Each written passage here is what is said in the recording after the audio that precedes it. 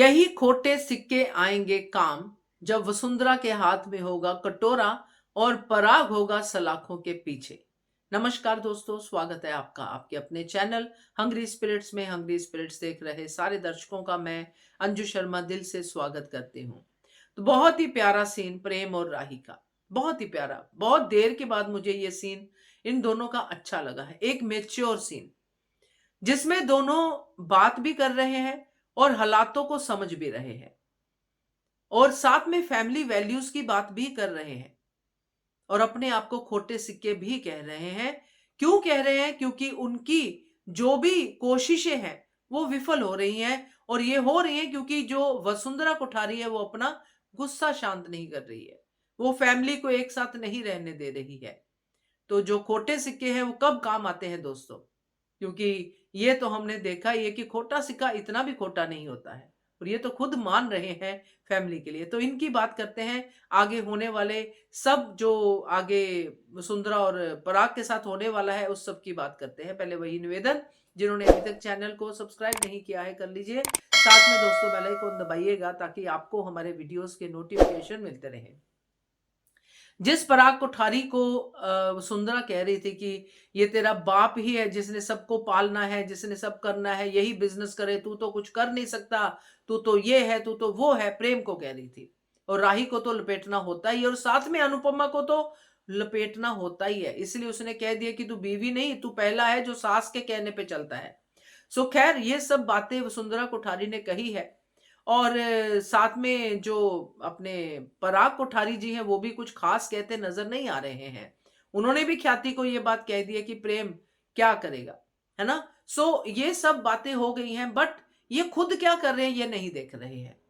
इनको पता चल गया है कि रजनी कौन है, और रजनी का भरोसा इन लोगों ने तोड़ा है ये भी पता चल गया है। अब रजनी के साथ फोन करना, उस पे फोन पे बात करना, ये पराग कोठारी के अपना रिश्ता आगे बढ़ा रहा है, पुराने जख्म जो है वो हरे कर रहा है, क्या कर रहा है? अगर उसका रजनी के साथ कोई अब रिश्ता है ही नहीं तो फोन करके धन्यवाद बोलने का बहाना क्यों ढूंढना? तो ये सारी बातें ये दिखाती हैं दोस्तों कि आगे जाके बिजनेस और इज्जत दोनों ही जाएंगी पराग कोठारी की, क्योंकि रजनी भी अपना बदला लेने पे आई हुई है।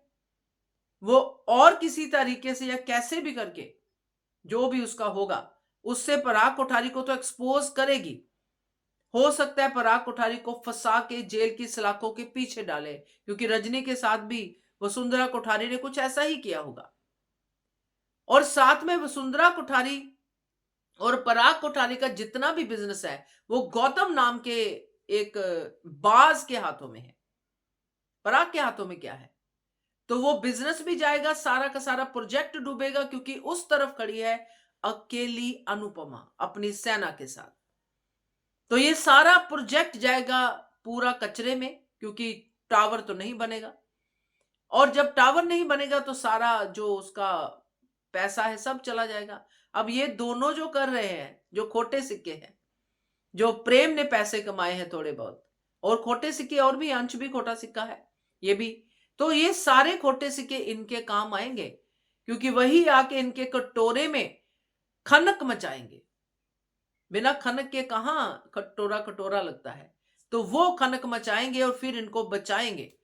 तब पता चलेगा कि असली खोटे सिक्के कौन थे। असली खोटे सिक्के थे माही, गौतम, यहां तक कि पराग भी।